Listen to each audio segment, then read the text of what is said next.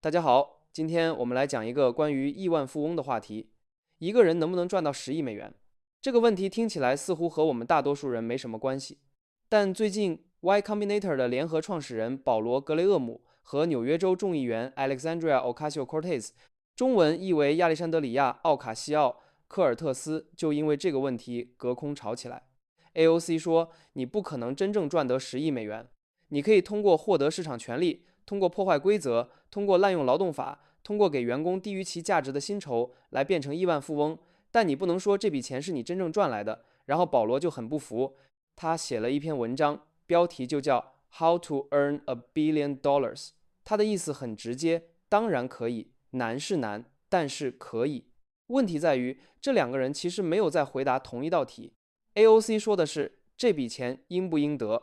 保羅說的是這件事能不能做到。可行和應得是两回事，這就是這場爭論最值得聊的地方。他不是富人是不是壞人，也不是創業者是不是聖人，他真正問的是，當一個人的財富來自股權、估值、網絡效應和市場權力時，我們還應不應該用普通人理解的賺來描述它？先看保羅的道理在哪裡。他的反駁很有力量，因為他不是從口號開始，而是從算術開始。保羅和其他人在2005年創辦 Y Combinator， 按照他自己的說法， YC 到2026年已經資助了大約6500家公司，其中大約30位創始人成了億萬富翁。所以當他站在種子輪投資人和創業訓練者的位置說普通人可以成為億萬富翁的時候，他是親眼見證了這個過程的。他的核心算式很簡單，假設一個創始人現在持有價值200萬美元的股權，如果公司每月增長93%，那從200萬到10億需要增長500倍，以 1.93 為底計算500的對數，答案大約是 9.45， 也就是說從幾百萬到10億美元只差9個半月。這個數字很反直覺，因為普通人想錢是線性的，你一天工作8小時，別人一天工作10小時，他多賺一點可以理解，你能力強，工資更高也可以理解，但沒有人能多工作1萬倍。所以一聽10億美元，很多人的第一反應就是這不可能是掙來的。保羅要打破的就是這個直覺。他說創業財富不是工資題，它是股權題，是增長題，是市場規模題。他又給了一個更溫和的例子，如果一家公司每月增長15%，持續5年， 1.15的60次方大約是4384，也就是說今天月收入1萬美元，5年後可能變成月收入4400萬美元，年收入5.26億美元。如果創始人還持有相當比例的股權，成為億萬富翁並不神秘。到這裡保羅的邏輯是對的，指數增長真的會讓不可能變成只是很難。一個公司如果做出了用戶真心喜歡的產品，用戶主動傳播，市場又足夠大，股權價值就會被快速放大。這也是為什麼他總問創始人增長率。增長率不是一個漂亮數字，他是在問用戶是不是真的要这個東西。如果一個產品好到用戶會主動告訴朋友，增長就可能變成自傳播，一個小項目也可能變成巨大市場裡的基礎設施。所以如果 AOC 的意思是沒有人可以合法通過創業變成億萬富翁，那他錯了。這條路是存在的，一個創始人可以沒有偷工資，沒有違反勞動法，沒有欺騙用戶，只是做出很多人需要的產品，持有公司股權，然後因為公司價值暴漲而變成億萬富翁。但這只回答了一半。保羅證明了10億美元是可以獲得的，他沒有證明的是這10億美元都由一個人掙得。計算器能證明可能做到，不能證明理應獲得，這個區別很關鍵。AOC 的句子之所以刺耳，是因為他把億萬財富從個人成功拉回到了社會分配。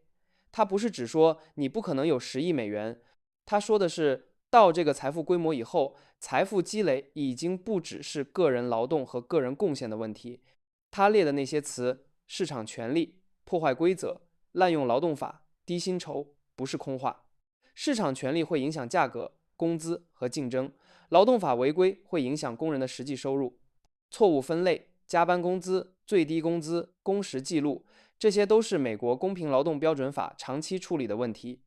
但 AOC 也有問題，他說的太絕對，他用了 count， 很容易讓人覺得他是把所有億萬財富都講成偷竊，會把一個結構問題講成道德罪案，所以他的措辭的確值得商榷。但是他提出的疑問的確是有討論價值的，那就是超大財富到底來自勞動還是來自所有權？這裡要把兩種獲得收入的方式分開。工資收入的邏輯是你出售時間、技能和勞動換取薪水，它有上限。頂級工程師、頂級律師、頂級醫生也很難靠純工資自然滾到10億美元，因為一天只有24小時，個人勞動不能無限複製。創業財富的邏輯完全不同，創始人的核心回報不是工資，而是股權。公司越值錢，股權越值錢。YC 的投資條款本身就說明了這套遊戲的入口，他用未來股權簡單協議向創業公司投資，換取未來股權權利。早期公司可能還沒有穩定利潤，甚至沒有完整產品，但所有權已經開始分配。創業從一開始就不是工資遊戲，是所有權遊戲。保羅在他的文章裡說 You as a shareholder will become rich， 你會作為一個股東變富。這句話非常關鍵。你成為億萬富翁是因為你持有這家公司的股權，不是因為你親手幹了價值10億美元的活。你賺的是勞動，而所有權就是一台財富放大器。這台放大器裡面有員工的勞動，有用戶的網絡效應，有公共基礎設施，有前人的技術，有資本市場的定價，也有運氣。創始人股權是對這整套系統產出的索取權，它不是個人貢獻的刻度尺。這不是說創始人沒貢獻，恰恰相反，創始人可能是最關鍵的變量。他可能看到了別人沒看到的需求，承擔了巨大風險，做出了真正改變用戶生活的產品。但10億美元級別的財富不是對個人勞動的線性獎勵，它是對所有權位置的非線性獎勵。所以說，貢獻和回報之間那道縫不必然是犯罪，也不必然是偷竊，它是槓桿和所有權運作的常態。再看保羅文章裡反駁 AOC 的反問，他說，如果創業變成億萬富翁只取決於增長率和持續時間，那作弊怎麼增加市場規模呢？ AOC 說的市場權力不是簡單的把市场变大，他說的是，在一個已經存在或者正在形成的市场裡，誰有能力守住入口，設定規則，壓低對手和勞動者的議價空間。市場規模和市場權力不是一回事。保羅說的是市場有多大， AOC 說的是誰能拿走市場裡的多少價值。現實裡的科技公司，價值創造和價值攫取經常混在一起。